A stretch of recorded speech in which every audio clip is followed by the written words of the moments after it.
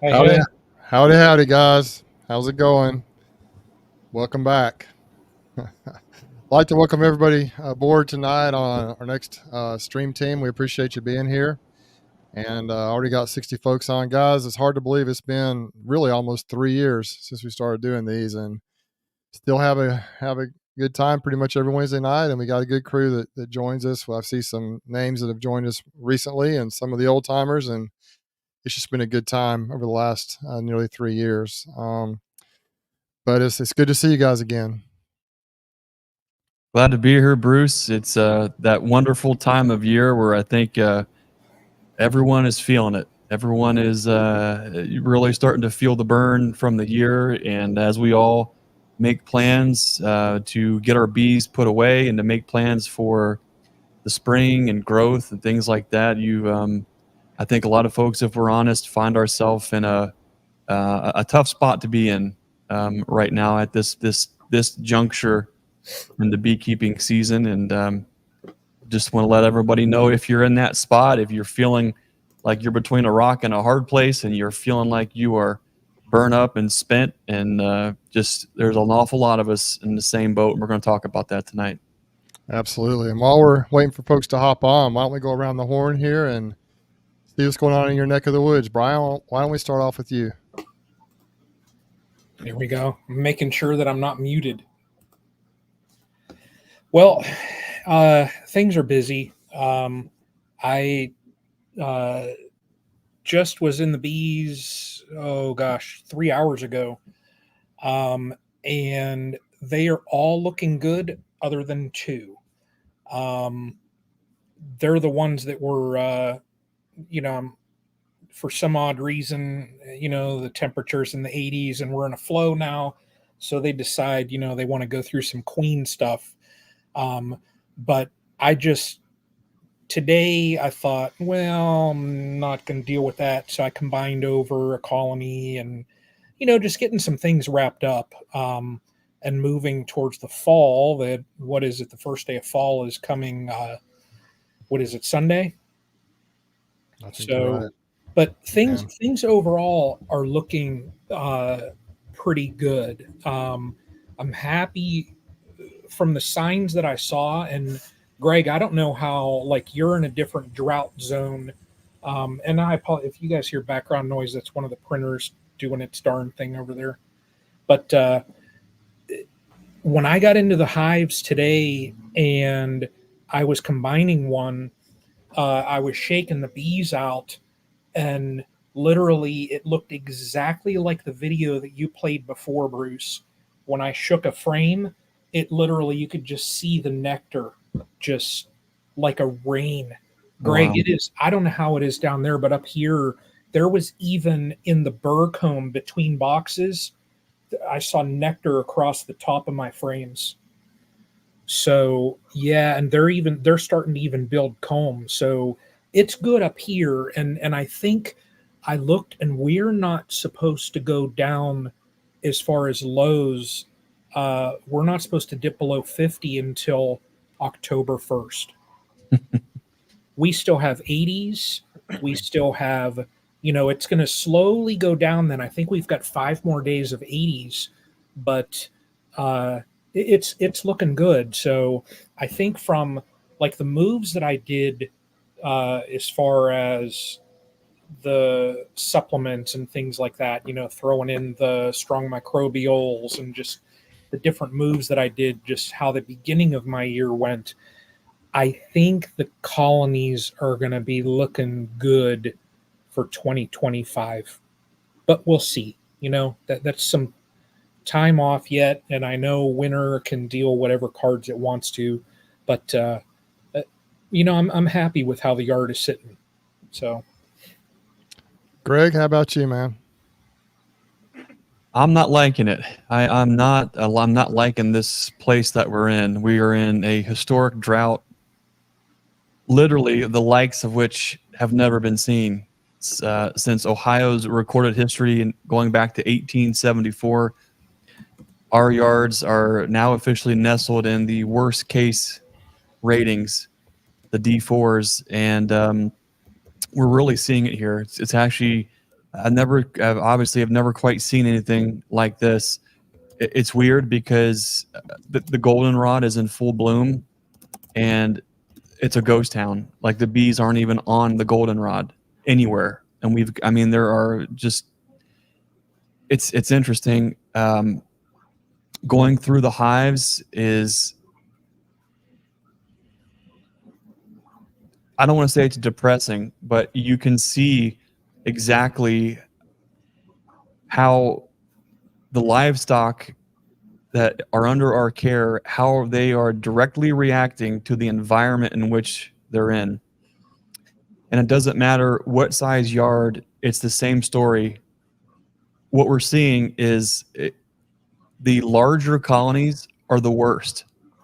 The colonies that were later splits, that were building up and building up and building up, and they got treatments and they were on pause, they look the best because they were already in a little bit more of a reserved brood growth. Larger, bigger colonies are the ones that are absolutely crippled right now. We've been talking about right-sizing your colony, doing downsizing splits. It is now so bad here, there is no more downsizing splits. There are some colonies where I am taking off 2 deep boxes off of these mega colonies because they're all huddled. There's nobody home. There's just they are starved colonies that were so big, and so squared away on honey resources that I was literally anticipating on being able to make massive splits, like 1.5 splits. I'm probably 3 weeks behind on that because of everything else going around here. If I would have made those splits 3 weeks ago in the height of the dearth when there was no goldenrod, I would have probably been better off and just laid the feed to them. What I was trying to do was wait until we had just enough goldenrod flow to help stimulate the bees. When there's just a little bit of, when there's just enough flow, pollen and nectar coming in, everything just works so much better. You can nearly do no wrong. I was waiting, finally made the moves. Goldenrod hits. It's doing nothing. So today I did a lot of right-sizing my colonies for winter. The good news is they're all, like right now, everything is either 1.5 or very leanish double deeps and nice looking singles. I've got very few colonies, probably less than 30 or 40, that are 4 frames, 3 to 5 frames of bees. So the good news is everybody is in a good place for winter. The bad news is if we would have had rain, if we would have had a flow, I could have made good night. I could have been further ahead where I wanted to be. I could have made another 50, 60, 70 splits. Now, that's not the case. So now I'm sitting on, I've got an extra probably 20 or 30 queens here that I just put into a bank to just kind of see what happens. Everything's queen right. Everything's fed. Everything's got brood. We're looking good. I've got some extra queens. So maybe I'll sell some queens off. Maybe I'll see what happens when you bank queens over the winter time, see how bad they do next year for an experiment. But outside of the bees, we're just, we'll talk more about it, Bruce, but the burnout hits on, if beekeeping wasn't challenging enough, you've got family life, you've got business life, you've got all these other things all at once. And the burnout gets real, and we'll talk about those a little bit later. Bruce, how about you? What's going on in your neck of the woods? Yeah, down here we actually we were in a pretty dry spell, nothing like what you guys are experiencing, but everything was turning brown. We were in somewhat of a dearth. The bees, fortunately, my bees, a lot of them did quite well even through that. I guess they had plenty of stores, or maybe there was something blooming, or maybe something around the creek beds, or maybe it was just the cotton, which, they generally don't make a lot of honey or stores off of cotton if it's real dry, unless it's irrigated cotton, which there's some of that around too. But so we had, with those storms that came up through, I guess, Louisiana, Mike had that storm, and we got kind of the outskirts of that, just a lot of rain. We didn't get much wind at all, but we got a lot of rain. I think we got like 4 or 5 inches last week. So But it wasn't a hard gully washing type of rain, like the big thunderstorms we have down here sometimes that just in 30 minutes you get like 2 inches of rain, then it just floods everything and goes away. It was more of like a Seattle type, West Coast type rain where it's just like a steady, almost like a sprinkler for like 3 days is kind of how it was, which was it was just perfect. Everything's green now. The goldenrod and the fall blooms are they're just kind of that milky, kind of cream colored, almost yellow type. They're going to, in the next week or so, I think the goldenrod's going to be bloomed out, at least the first round of it.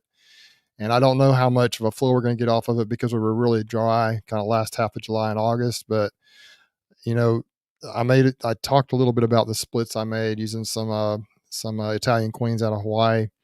And I tried to get that alpine farm built up to where most of the slots on those pallets, I think 1 or 2 are empty, but most of them are full right now, and went back and checked on them, and they're actually, looking good so far. I mean, we're 2 or 3 weeks in, so what do you know about that? But trying to make sure they're fed. Haven't really made it out to the rest of my bees. I've had other things going on, but when I went through them 2 or 3 weeks ago, they were looking really, really good, and had, for some reason, the ones at Applin didn't have any weight hardly. They were almost starving, but everywhere else they were heavy. So it's just strange because that was the strongest bee yard all year. And I really think that we ended up with some mite issues. If you watch my video of me removing the Apivar strips, my most recent video of me dealing with the heat and everything, I think that when Auburn came out and did that study right before we harvested, I think the mite loads may have had an effect on them, and they just didn't look all that healthy. But now they seem to be turning around a little bit with the food, and with the new queens, maybe that'll help them kind of get through winter and come out in the spring on the other side strong. But I got to get out to the rest of my bee yards and check on them. Really haven't had overall so far this year, as far as I know, the hive beetle problems I've had in the past. I have lost in one spot. I've lost a couple of, a few hives to beetles, but nothing like usual. So it's been, so far things have looked good. This weekend going to, and we'll talk more about this at the end, but we're going up to Alabama, is having a fall conference up there in Clanton, Alabama. It's about 2.5 hours from here. It's up right between Montgomery and Birmingham. And so that'll be fun. I've been to Wisconsin for a bee conference. I've been to the Bee Expo. And of course, when we had the Hive Life in Sevierville before that, I went to, Cayman's conferences, but I've never been to one in Alabama. So I was thinking about not going because, with me and my weird obsession with football, I was like, but anyway, I'm going up to that, and Alabama doesn't play, and BYU plays like a late night game. And so I was going to go regardless, but that'll make it even better because Alabama's off and BYU's playing late, and I am going to miss our local high school is doing really well this year. So that shows you kind of an avid football fan I am. I even go to the high school games, and I don't have any kids there anymore. So we've got a really good team this year, so it's been fun. But anyway, that's what's going on here right now. As far as the bees and almost the YouTube thing for me, I think we can dive kind of into the topic now. There comes a point every year where I just get completely, and we've addressed this before. Every year it seems like we have this topic, and I think it's timely now. Probably August, September. Last year was a little earlier in the year, but I just get really completely burned out on all of it. The YouTube probably as much as anything. This time of the year it gets frustrating with YouTube because anyone who has a YouTube channel, a beekeeping YouTube channel, I think maybe not everybody, but most of us have noticed a drop in views, a drop in subscribers, a drop in just participation in the YouTube channel.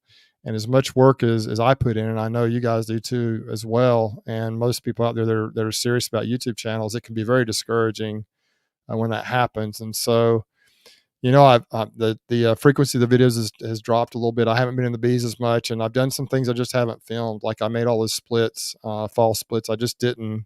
First of all, I had to move fast. I had a lot of work to do, and I didn't really have time to try to film. But I'm trying to kind of regroup a little bit here during this time and be ready to hit the ground running here when things pick up again. So I haven't stopped YouTube. I haven't decided not to do YouTube. But I've been pretty burnt out on it. It's been like I'm working on an edit right now with the thorn wax melter, and I'm just like, oh, it's just kind of wearing me out. And so just trying to kind of just get through the next little while. And always when the the air gets chilly and we're getting on into wintertime and we're getting late fall and approaching Christmas and the new year, the blood starts pumping. I get excited about everything again, and then we hit the ground running the next year. At least that's historically how it's been for me now for several years. But I am looking forward to going up to the Alabama Bee Conference this week and meeting a lot of Alabama beekeepers, some that I know and some that I don't, a lot of them that do comment on my stuff. And we do have an Alabama-friendly beekeepers group on Facebook that we've had. Some of the folks up there hopefully are in that group. And if not, maybe we get some more folks to join it. It's kind of similar to Stan's Texas Friendly Beekeepers group type thing. And so that's what's going on here. But what I wanted to do tonight, guys, anyone in the comments, if you're suffering from some burnout, just throw it down there in the comments section and just share ideas that you have of how to deal with it, kind of what you do. I think sometimes maybe we just need a break from it, but I thought we could talk about tonight. Greg, you've already addressed your situation a little bit. It's interesting, Greg, that you talk about that tonight, because up until even a couple of weeks ago, you've been super, super excited and upbeat about things. And you've had just a tremendous year, and you've talked about that. And I was wondering, hey, is Greg going to be able to get through this year without hitting that wall, so to speak? Oh, you always hit it. It sounds like now you may have kind of hit it, especially with the drought and the dearth. It can like really put a damper on a good thing sometimes, and Mother Nature can do that, has a way of doing that sometimes. So Greg, why don't you maybe go into a little more details maybe about if you want to share anything else about what's going on, and then kind of what you typically do to manage your burnout phase each year with bees. Bruce, I think if we're all honest, it doesn't matter where you're at in your walk, you eventually find a rough patch. And that's just a part of walking out this thing called life. It's not just beekeeping, if it was for us, if it was just the beekeeping aspect of life, it's pretty, in a way, it's pretty binary. It either something is or it is not. It's a yes or a no. It's they're hungry, they're fed, they're queen right, they're not. Right. And it's okay. Here's the situation. Here's the local factors. Here's what we do. So that in and of itself, sometimes is a big deal, and sometimes it's not. For me, it's there's a lot more to it. Susie and I, we've built this business from literally nothing. Bootstrapping it the entire way, working it, digging in, and you're constantly in there digging. You're in the trenches, trying to make this thing work, trying to build a future for your family, trying to get the business where it needs to go, and that is hard. That is one of the most challenging things that we could have ever done. Is that it's something that we feel called to do, and it's not easy. And I think the things that are worthwhile are the things that are the most challenging to try to do. I don't want anyone to think for a second that we are living some perfect life where there are no brick walls, there is no burnout, there are no tight spots to make ends meet. That's not the world we live in. That's not the type of what we have going on here. What's tough about that is when you dig in and you build a business like EnduraHive Wax Dip, for instance. And it is taking so much effort to put together this kind of a business plan, to put out the highest quality wax dip boxes on the market. And it's something that your entire family is involved with. And it's something that you have put everything that you have into. It's tough, and it's challenging. And there are other challenges with the beekeeping pertaining to business and bees all at the same time that sometimes make you sometimes that brick wall, it hits you in the face, sometimes in moments when you aren't quite expecting it. And I think, a lot of what I'm trying to, I guess, put into words is that no matter what you're doing with your bees, no matter if your bees are a business, no matter what you're going through in your family life, your work life, we hit that wall. There are times where we can only do so much as humans. We are stretched so far out that it feels like you're going to burst. You've got the massive elephants that feel like they're crushing your chest, and you feel like you've got nowhere to turn, you've got nowhere to go to. What am I going to do next? And I just want to encourage folks, if you're feeling that, if you are in that place, you're not alone. If we're all honest, every single one of us go through that. The difference, I think, is how we work through that. For me, I find great peace in knowing that I don't know the future, but I know the one who does. And I lean on that. And I put my trust and my faith in God that we are walking this thing out every single day. And that if we are leaning in that and we are trusting in that, it doesn't matter. Because if we do believe that God has a plan for our life, then all we do is walk it out. And we walk this thing out in that light and trust in Him. And there's an enormous peace that passes all understanding when you do that. So when we are in these moments where you feel like we are absolutely at a massive brick wall, or we've hit it at 120 miles an hour going down a dead-end street, obviously there are things that we do in our prayer life and staying read up in Scripture and making sure that we are fulfilling all of these needs here too. But there are three things that we've talked about before. In my opinion, one of the things that I absolutely have to do if I am in a situation and I feel like I am burnt up, ready to explode, and I just don't know what to do next, I feel like we have to be able to, number one, detach ourselves from that situation. You've got to get yourself, because you will run yourself in circles. You will chase your tail.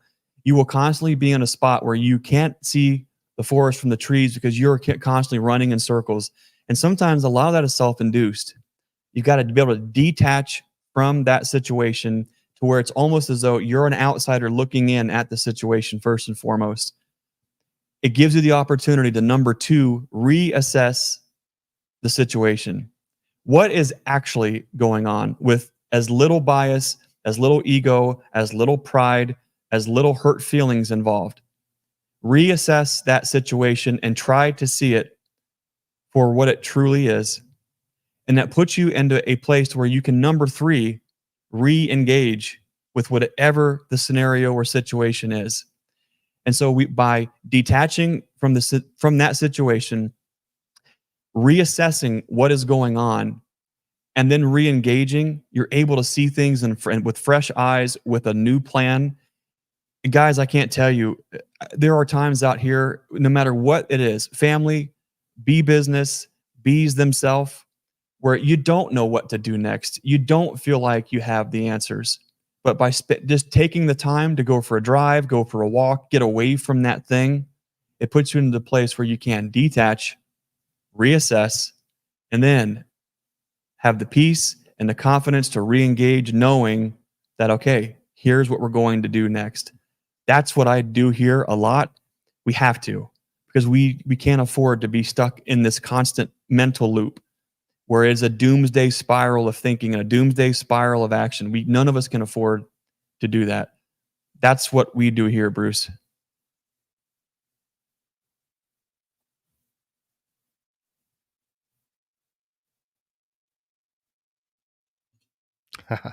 Detach, assess, and then re-engage. That's kind of the formula, right?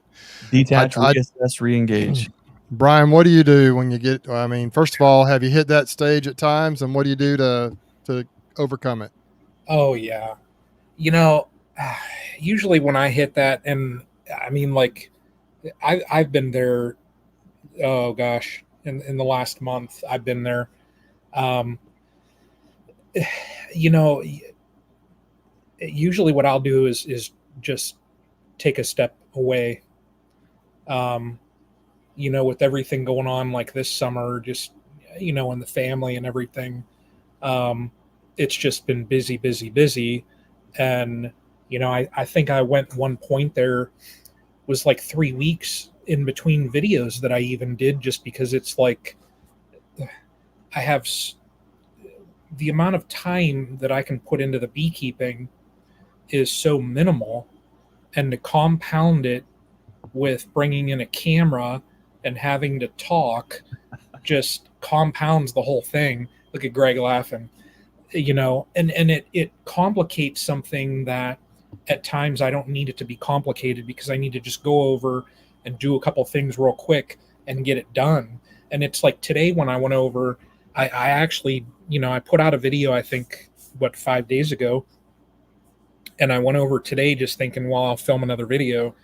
And I almost want to title it, a cluster mess, just because I was so limited in the amount of time that I could be there. It was so hurried.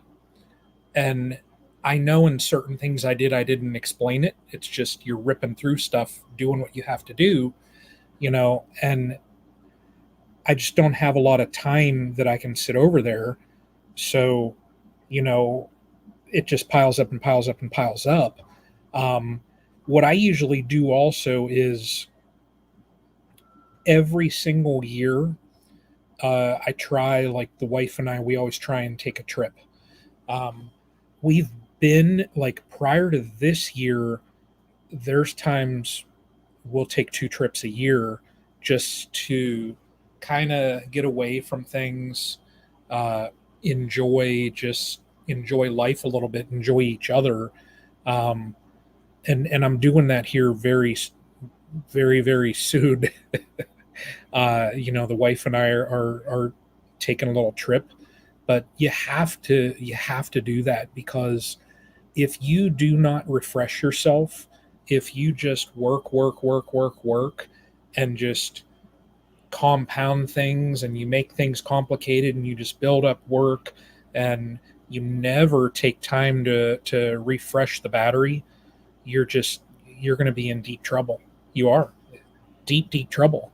And it's just no good. I always tell people you have to take care of yourself first and foremost. And even, like bees, for me, bees, I love the bees.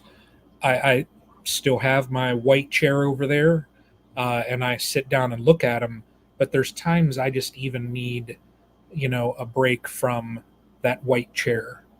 I got to go over and stare at some mountains, and go on some hikes and look at some waterfalls and go in some caves, and just enjoy that.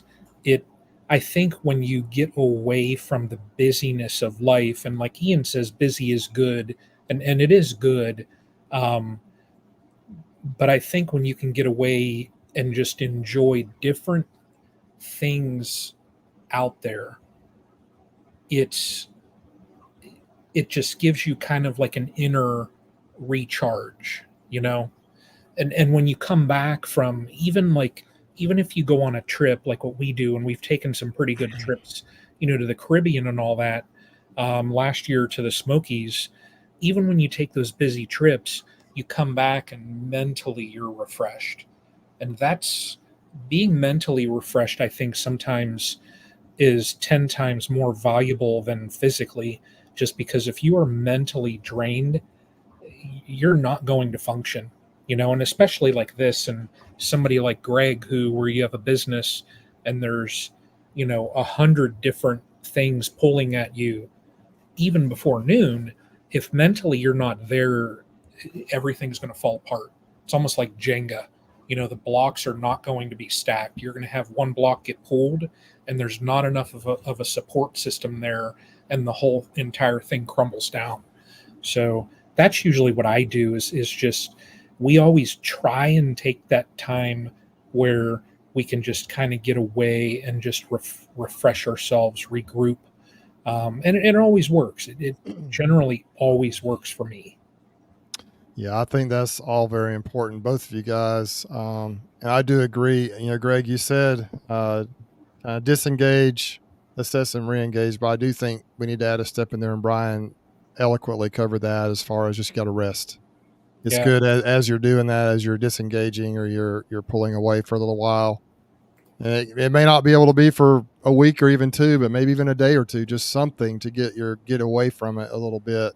if you can just rest somehow, and that can help too. More than just change of environment, sometimes resting can help. And I know there's a saying whenever you're going to purchase a large object or make a big decision, they say you should sleep on it.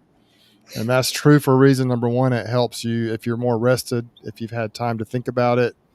You sleep on it, you wake up the next morning, you do have more mental clarity, or you can have more mental clarity. And many times you'll go ahead and make the decision if it's the right decision. And sometimes you say, you know what, that was the wrong decision.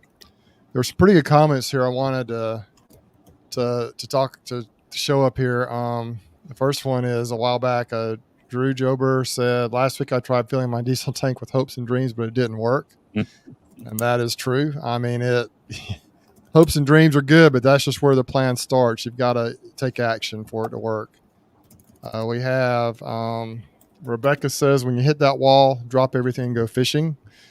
That's therapy for some people, and it is really good. I think just get away and do something that you really enjoy doing. That is true. Sometimes that's important to try to do that. Did you enjoy work? Yeah, well, maybe try to work. And that's true. That is true. But sometimes you need some rest, and maybe go do something else and get away from whatever it is that's stressing you out. Michael Buck says, I've been shut down the whole bee season. Ankle fused, the knees reworked. Just getting back to bees, a lot of wax moth boxes to clean up, hard to get back going, 40 to 10 from neglected hives. And that just shows to me that Michael Buck has a lot of tenacity, as Bob Benny says, and he's getting back on the horse again. And Michael, hopefully your health will hold out and you get these bees rocking and rolling again and build them back up in the spring. I hope that works out for you. We got Ian, Canadian Beekeepers Blog, says, busy is good. Push through the heavy loads, embrace lighter loads. Farmers are a unique bunch of people that make the world go round. I'd have things no other way. And that is true. Farmers are a interesting and an awesome bunch and a little bit crazy, just to be honest.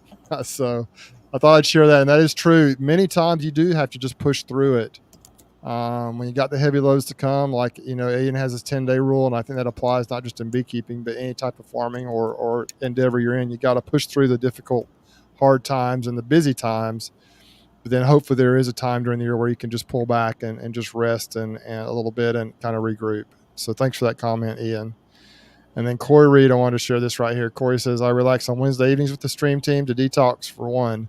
I also know winter is coming and all things will slow down for a while, which is true unless you're someone like Greg who's going from conference to conference and selling stuff. And, it does slow down with the bees some, but as far as everything else goes, it probably picks up in other areas. But as far as I'm concerned, all those are basically the same things that I try to do. I tend to be the type of person that when things go south, when things aren't really going well, I get pretty discouraged. Last year, I thought I had a lot of things going well. I kind of hit burnout, but I pushed through. I made all those splits. And then, last winter, I just lost a lot of colonies because I didn't do those splits properly, I think. And it just didn't work out well for me at all.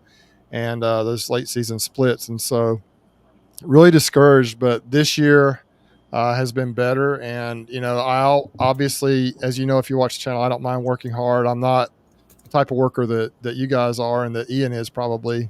Just never. I'm not some people, the motor never stops. That's not me.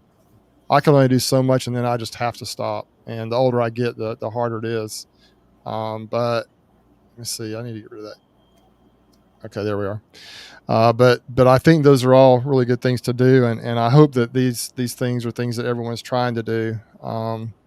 I think it's a little different too. If you're the hobby beekeeper versus a commercial, obviously it's that way with any business or any type of endeavor you're doing. If you do it as a hobby for fun, I think the burnout might be a little different because, your livelihood doesn't depend on it as a hobbyist, but it can be very discouraging if you have a small number of colonies and you lose most or all of them. Brian, you've experienced that a little bit. Maybe you could talk for just a couple of minutes, Brian, on how you dealt with that situation a couple of years ago or 2 or 3 years ago when you did lose all your colonies. How did you mentally deal with that and come out on top? Yeah, I mean, that was tough. When that happened, it's like that gut punch. Now, and like you said, I don't depend on my bees for any type of an income. Whatever money I make out of the bees, it sits there, and that's what money I use just to kind of purchase equipment and, just try and manage the hobby. Um, but when that happened, that was tough because, even at a hobbyist level, and I think that would go for anyone, that even if you're commercial, when you suffer a loss like that, it it more or less, you find out real quick what makes up a person, because, and I've told people this, you can really, you learn a lot about a person on how they react to failure. Because like that scenario there, I go through, and I think it was February or something like that, check a colony dead, check a colony dead, check a colony dead, and I'm like, okay, this is not good, and that was the first time in, it was several years, that I had absolutely no bees. So technically, really, I was not even a beekeeper. I owned equipment. That's all I owned, you know. But I took that moment, and where it was tough, there were a couple little moments there where it was like, you know, is this worth it? Is it worth the amount of time that I put into it to have something like this happen? So it kind of had me down. There's been plenty of moments in my apiary where it's been a severe gut punch, and it hurts. But what I did, though, because I love the bees so much, is I took that moment to learn, and I wanted to analyze the whole situation. What happened? Well, how can I, moving forward, how can I manage that situation so that that same exact result does not occur again? And what's happened by me digging into, some studies online, from digging into uh, there's the couple sources that I listen to on YouTube, by learning about supplements, learning about a better IPM, so I educated myself. I basically made myself a better beekeeper. I took that failure, and out of that, I turned that negative situation into a positive. Now, my years have not been, exactly smooth, because this past winter, I lost like half of my colonies. Um, it just, it was one of those things. Now, the years prior to that, I would have like 91%, 93% survival. Now, last year, I know across Ohio, and I know Nina probably knows the figures better than what I do, but I think across Ohio, Greg, what was it? Almost like, was it like 46% loss or something? Some insane number, for the state numbers. And it's like, you look at that and it's like, man, you know, but I look, what happened last winter, I took that as another uh, kind of like result, so to say. And I've even gone a little bit further and changed up a couple other things that I do.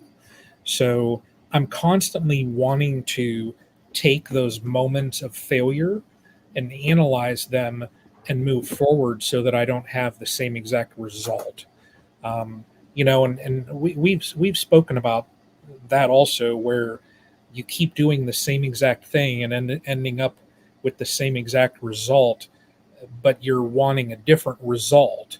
So it does no good. So, like where I'm at now with my IPM, um, I'm I'm going to try something new here, just to, you know, add that into the arsenal, but constantly learning, and that's all you can do. When you have moments in failure in beekeeping, learn from it, analyze the situation, learn where the failures occurred, and adapt, and then move forward. And then you'll be successful. You will. Guaranteed you will. Agreed. And I think that's important. But tenacity has a lot to do with it. Greg, do you have any more thoughts after what we've talked about here as far as overcoming it? Basically burnout, also maybe the little adversity that's happening. Any more thoughts on it? Well, I just think, we have to be able to, as beekeepers, as fathers, as husbands, as humans, you have to be able to understand a little bit about yourself too, which is extremely important. And you have to be able to look at situations and be able to see patterns, whether the result is successful or unsuccessful in your eyes. That's literally in the eye of the beholder, pun intended. But you have to be able to look at whatever's going on and understand and recognize patterns when you see them. When I do this thing happens, I get this result. And you see that over and over and over again. And you realize that every single year, like clockwork, we could probably put on the stream team calendar a discussion on burnout. And even if we know and we're prepping for the burnout discussion, I was not in a place of burnout until maybe the last 2-3 days, when we're 800 and some feet into a water line project, and there's all these bee stuff going on, and there's all this business stuff going on, and it's all of a sudden everything's fine till it's not. So you have to be able to learn to recognize those patterns, see those things, and then we also have to understand that a lot of us are just straight up knuckleheads. A lot of us are happiest when we are working, happiest when we're creating, happiest when we're producing. You know that feeling, like right now, when Brian was talking earlier about dragging the cameras out to the bee yard to cap, like just him saying that, and right now me saying it again, if you could see the inside of me, it actually is creating an enormous amount of anxiety. And it's actually crushing me on the inside to even talk about it, because it's one of the things that I have struggled with the most, because there just is not enough time to do all of those things. And we try to understand, where can we have the most amount of impact to our audience, to our followers, to our listeners? What is it that we can do that is unique and provides value to those folks? And while I want to drag everybody around, every single frame that I pull out and every lid that I crack and walk folks through and talk folks through that, I got to take a breath, because just the thought of me today having to take a camera out and set it up and to walk through it and to talk through it and to share that is nearly crushing me on the inside, because everything that we do around here is so pushed to the limits. It feels like all the time to do all the things and get everything done. There's a certain side of us, if there's the whiteboard back here is always changing, and it's always pros, cons, and it's always sequence of events, and it's always prioritizing this, and it's what sequence do we need, and we can live in that mode for quite a long time. But at some point, you can only do so much. The thing that we just can't do is take all of the video and get all that edited out and do. There's nothing. We can only pour our cup out into so many other cups before we are bone dry empty. And I think that is where a lot of us find us hitting that brick wall at the times where we least expect it, is because I don't know, when the skid steer gets low on diesel, a little light comes up, and you say, okay, well, I know I can probably, I can do this, and I can get back to the tank and I can get it filled up. When your vehicle is getting low, a lot of us say, okay, there's, it says, like for me, I think because of the truck, the range is like 90 miles. When you hit like 90 miles, then the light goes on and tells you, you need to refill. So I know, even when the truck says it's running on empty, I've got 90 miles to find a fuel station. I'm the kind of guy that sometimes pushes it, and I live in that almost chaos zone, and I like to be in that spot sometimes. But we don't necessarily have a trouble light that comes on and says, oh my gosh, we're going to run out of fuel and crash and burn and be stranded if we don't refuel our vehicle, us, within the next 30 miles or the next 3 days or 3 hours or 3 minutes. If you can learn to see patterns, if you can learn about yourself, then maybe you find that, hey, I start thinking, my thoughts start going this certain way. I'm more pessimistic. I'm this. You maybe start to realize that we may not have a big flashing trouble light that comes on and says, okay, you're on E, refuel. Maybe there are things that we can learn to look for that will clue us in so we can take the time to refuel, so we can do what we love to do, which is work. That a lot of us just love to work. When I'm not working and I'm resting, if I'm resting and I'm watching TV at all or YouTube, I'm watching work. I'm watching either something bee related or sawmilling or house building projects, or that's always. That's how I'm wired. I don't know that that's healthy. I don't know that everyone should do that, but I think if we're honest, a lot of us are in that same vein. That's why we're here. That's why we're beekeepers. So you maybe learn to find your light that comes on that says you're on empty. Try to pay attention to that. An old timer here that when we bought this farm from him years ago, it was 3-4 years ago. It actually reminds me a lot of J.W. Irwin. I don't know if he's on here or not tonight. He is. Okay, JW falls into this category. There are very few guys, and JW, don't get the wrong idea. I don't want to think flattery gets me everywhere. Last time it got me a fried bologna sandwich, so that was a win-win. But I hope that I am that guy like JW and like the old farmer here, where they're in their 80s, and I look at them, and in some rights, I look at them and I say, man, they could run circles around me now on these certain things. And I asked a question to the old timer, the old farmer, and I said, how is it that you're still operating like this and you're still doing all these things? I hope that I can operate at half capacity when I'm your age. How do you do it? And he looked at me and he said, it's simple. You have to learn to listen to your body. And that's not something that I don't think that I do very well. And I think that's something we could all maybe pay a little bit more attention to. And I think that would help us as we're approaching these brick walls, is maybe we can slow it down and just put it in park. The last thing I'll say, Bruce, is after tonight's chat, there is one thing that there's a certain monologue that always kind of comes to mind for me. Here in the comments below, if you've ever heard of Jocko Willink, hit a comment there and say you have. Jocko Willink is a Navy SEAL. He's got a podcast. He's an author. I guess you would put him in motivational speaker type of category. But he has a video, and it's simply called Good. It's on YouTube. You guys can check it out later. What I love about it is, and I'm paraphrasing, right? But, your queen just superseded your queen? Good. Your colony just crashed? Good. You don't have the equipment that you need right now? Good. Because it puts you in a place where you didn't win? Good. Get stronger. Figure out why. Do better next time.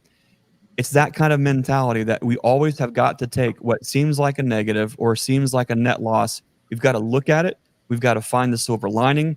We have to learn the lesson from it. We have to move on. In that realm, nothing is truly a failure. It's a learning opportunity. And I think no matter what it is, as hard as it seems, and it's easier said than done, when it doesn't go right, good. Let's do better next time. Hey, that's great, Greg. I love the idea of looking for patterns. I think that is something that each of us, as we get older, we get to know ourselves a little bit better, and we can recognize those things. And I do believe also, I'm beginning to find this out. You mentioned listen to your body, and I'm beginning to learn that I have to. I don't have a choice. If I just push through things, I will really pay for it. If not that day, for the next 4 or 5 days. So sometimes I just have to shut it down, no matter what I'm getting done or how much fun I'm having. If my body says you're done, then that means I've got to get in my truck and go home. I'm done. That's just how it is. And so I'm learning that lesson. I hate it because I used to push through everything and not have an issue, but I think it will help me moving forward. few more comments I'd like to share here that have been coming through the stream. Brittany Cheryl says, I like being in the bees because it keeps me busy and I get to think about the time I spent with my dad. So, I have times like that too. I think bees really are my therapy. Sometimes I do get burnt out on them, but when I'm in them, when I've got a nice strong colony or I'm just really in the zone, it is one of the most therapeutic, close to God type things that I can experience. Now if I'm just rushing through trying to get them fed or do something like that, it's a little different. But if I'm going through doing hive inspections, the bees are looking good. There's just a certain type of, we say, what is it about those bugs in a box?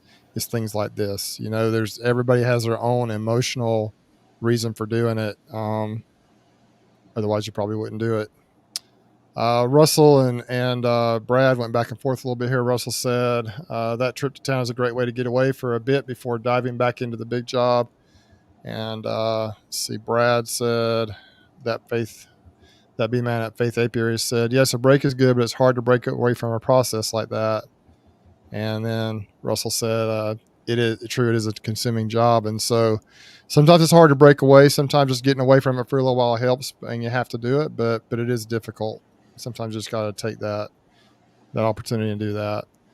I'm not sure. Hopefully I didn't take that little conversation out of context. I saw those few quotes right there together, those that little thread. And so I thought I'd still throw it up here. Mark Basinger says, I think, Greg, this goes along with a little bit of what you said. Do your best always. Challenges make us all stronger. I like the concept of no matter what happens, just say good, because you can learn from it. And that is true. I've learned a lot through my failures, that's for sure. And I think that's one thing with beekeeping that you can, and with really anything, but with beekeeping in particular, you can learn from your mistakes and do better next time. It is possible to do that. Keith says, Keith Spillman, the only hobby I've had that wasn't a hole I shoveled money into. And I tell people that lots of times, a lot of hobbies, man, it's just, you think about, and there's nothing wrong with any of them, but like you think about golf, for example, I mean, that's expensive. I mean, if you're really good at it, I guess some guys get out there on the course and they win some money and stuff, but that's expensive. Boating, a lot of them, almost all the hobbies you have, you put a lot of money into, and I guess it's worth it for folks to be able to get that sense of peace or do something they enjoy. But man, it can be expensive. And it is possible to at least pay for the hobby. And this is what, let's see. Says right here, and this is another way to look at beekeeping. Luckily, beekeeping is my getaway from the burnout of the day job. I love bees, but I want to keep it a hobby. I like Brian there. So those are some comments that came up. Of course, there are many more coming in. We really appreciate it. Appreciate you guys all being on here tonight. I hope that as we, right now, different times of the year, different things are happening for people all over the world. I've had a few people commenting on my channel lately, a couple folks that live like in New Zealand, and they're just coming into their spring in New Zealand. We're going into, fall, and they're going into spring. And so, they're getting excited about things that are ramping up while we're just trying to get our bees ready for winter. And so just keep in mind that everywhere in the world is a little bit different. But I think that for all of us, we do have, whether it's in beekeeping or in life, we do have those moments of burnout. And hopefully these strategies tonight have been things that may help. And Greg, you've talked about these things before, but I think the concept of recognizing patterns, maybe we haven't really discussed that before. And I think that's a really important thing to do. And maybe I'm beginning to figure that out, not just patterns in my personality / how to recognize burnout, just, being discouraged, and how to recognize, almost like a manic, you're really high sometimes and low, how to recognize that, but also how to recognize patterns. You can even move it as far as to say patterns with your bees. You got to recognize patterns in the climate, in the weather, and the bees. And that's just something that comes with experience, both in the bees and in life. And as far as the YouTube thing goes, just going to keep plugging. I am kind of backing off. I'm trying to think of a little bit of a different strategy. Maybe you've noticed some of my videos got a little bit longer. I'm just trying to do more of a kind of telling the whole story and not just little tiny clips of things. I don't know if people like that or not, but that's something I'm doing. I talked to Mike Berry pretty extensively about it. And Mike gave me some really good perspective. He said, look, he's like, I just put things out there that I want to put out there. And if people watch it, fine. And if not, he of course he wants people to watch it, but but he just wants to share what he's doing. And if people like it, fine. And if not, then he doesn't worry about it too much. And I worry about it. I look at all the analytics. And then I was watching another YouTube guy talking about how to be successful on YouTube, of course. And he said, don't let the trolls, you can always, don't let the trolls get to you. Don't check your comments constantly. Like, set aside a time to do that. Don't be in your comments all the time looking at them. And I'm going to try to do a little better job with that as well, because I can get addicted to that too. So, but I think it's been a good discussion tonight. And you guys have a lot going on. I think, let's see, I've still got that comment up there. You guys have a lot going on tonight. I appreciate the super chats, guys, from Redfish, from Brian at Castle Hives. Thanks, man. I appreciate you, Brian. Thanks for all you guys do. Thanks for being in the chat tonight, everybody. We appreciate you being here. And we're going to keep this thing rolling. We don't have any plans to stop doing it. So we plan on keeping it rolling. But Brian, what you got coming up the next week or two in the future? Well, that you can share with us anyway. No, I'm going to be away here and there. So, here, there, and everywhere. Yeah, I'll be refreshed. But in the apiary, I probably am going to get over. It's going to be sometime Tuesday, Wednesday next week, and check on the 2 colonies that have been going through requeening. I'll have to check the combine just to make sure that everything is hunky-dory there. There was another colony that I had transferred some cells over to. So, and the only reason why I'm playing around with things this late in the summer is we still have another 2 weeks yet. And the colonies are still good sized. They're good sized. There was a little bit of brood. It's just they decided to make a new queen. And I'm like, I don't know a kind word that I could say for those colonies at this time of year. But, things are good, though. I mean, I'll manage that. I've got some shims that I need to get on. And when the flow tapers off, I want to be ahead of things. And it's like today I pulled excluders off where I could, and then I want to get the shims on, and then it's just going to be feed and treat. So, but, I just want to try and stay ahead of it. And I think, set aside from the actual duties out with the bees, what I really need to do then over the winter time, and this is going to be a focus because my bee room is an utter disaster right now. It's because of the colonies that I lost and where I was at. I have more equipment in the room than what should be in there. So it's just very cluttered. But I want to go through there and just do a deep clean. I might repaint, and just to get kind of a fresh start there, get things organized.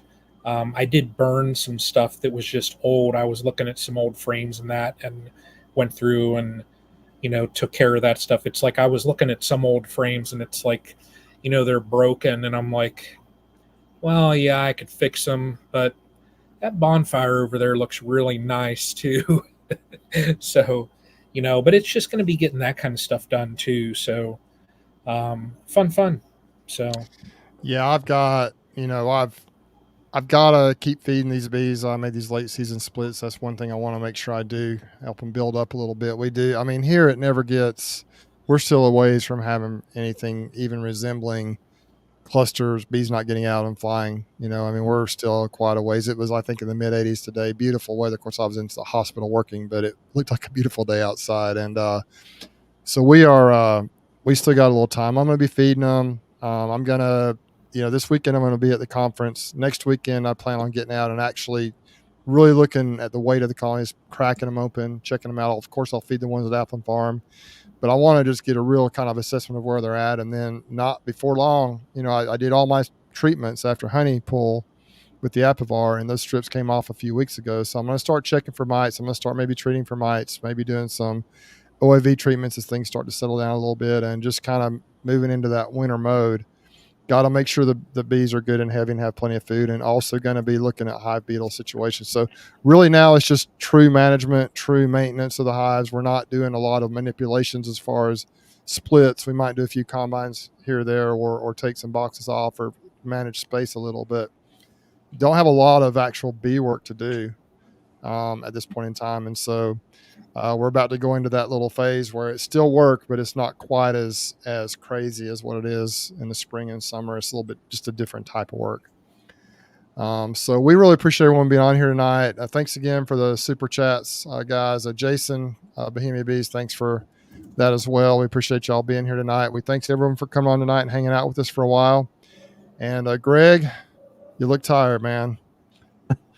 I just got to be honest. It's going to be, I'm looking at I think this wall also hits us, and it's, I don't want not to be confused with failure or quitting. When we talk about this wall, right. It's a point that we recognize that we can feel ourselves being completely pressed, completely running on empty, and there's still results that we need. There are still things that we have got to do, and sometimes we get to that point where there is it feels like nothing left in the tank. If you haven't got there yet, then maybe you never will. Maybe you have figured something out that a lot of us haven't. But for those that I think that are wired a certain way, or hardwired backwards, it's just it's something that we have to go through. We deal with. We work through. Greg, before you kind of go ahead and close us out, you just kind of mentioned something that I think was very important. Yeah, when you mentioned the wall, you can always compare it to maybe you're doing a workout, or you're hiking on a trail, or you're just doing anything that is, you can just look at it as a mental challenge. When you're lifting weights, you come to a point of no return. You just can't lift that weight anymore. That's one of the reasons you lift weights, is to go sometimes even to exhaustion. And so if you go in the gym and you lift weights and you do, 3 reps of 10 of whatever it is, and then you just can't do anymore, you go to complete exhaustion. And even if you don't go to complete exhaustion, you go back 10 minutes later, you can't lift that weight. If you come in a couple of days from then, after your body has had a chance to recover, you might be even stronger. And so that's kind of the principle here, is that you get to a point to where you're just at that limit to what you can do. Sometimes you just need to pull back a little bit and let everything, your mind, your body, your soul, recover, and then you come back even stronger. So that's kind of the point with all this is, that's really the only way not to actually quit, is to allow yourself to recover. I think recovery is a big part of that as well. Recognize the patterns, and then you allow yourself a chance to recover, and then you can be better than ever. So Greg, why don't you go ahead and fill us in on what's coming up in your next little bit amount of time, and then we'll bring it on home for the night and call it a night. Sounds good. I appreciate everyone tuning in tonight and listening. We absolutely cannot thank you enough for all of your support. For you guys checking out Bruce's Bees YouTube, Castle Hives, and Nature's Image Farm YouTube channel, it means so much to us. Like I mentioned earlier, my wife Susie and we raise 7 kids here. This farm business is something that we have dug in to do this work, to provide these services, to put out these products like the EnduraHive wax tip line of equipment. Nothing that we've ever done has been easy. Nothing that we've ever done would just magically happen. It has been all through the grace of God, hard work, the blood, guts, and tears. And so for us, these type of products, these offerings, this business, it means a lot to us. And so for so many folks to support what we do, to support this business, I can't thank you guys enough. But I want you to know, even as exhausted and beat down that I feel, I want you guys to know how much that I appreciate you guys, that with God, all things are possible, but we could not be here without the customer base. And so we want to thank you guys for supporting us, being a part of our story, being a part of this growth as a business. We're looking forward to it, and so many great things in the future. I'm looking forward to seeing everybody at the Bee Expo and provide awesome deals on wax tipped equipment. And I would be honored for everyone listening, if you're considering wax dipped equipment, we would love for you to have the EnduraHive wax dipped line of equipment. No paint, no rot, no hassle. A lot more on that later. If you want to be first to know on those specials for the Bee Expo, just go to our website, naturesimagefarm.com, click the contact us, shoot us a message and just say, hey, get me on the update list, and we'll push those special deals out to you guys first. Again, I cannot thank you guys enough. If you're interested, if you're looking for Hive Alive products, you want to get that fondant now while you can and have that ready for the wintertime. It's live on our website, naturesimagefarm.com. Again, I cannot thank you guys enough, but I want you to know how much we love you guys and appreciate you. I want to encourage you that if you're in that moment, if you're in that season, if you're up against that brick wall, don't give up. Do what it takes. If that does mean detaching in that moment, whether it's 30 seconds, whether it's 30 minutes, whether it's 30 days, whatever that it is, detach enough from the situation so you can then reassess it and then get in there, re-engage, and knock it out. How many times have you faced an insurmountable mountain that you thought there was no way in the world you could get over it, but you know you had to, and you dug in, you did it. You got to the top of that peak and you look back and you say, oh my gosh, we did that.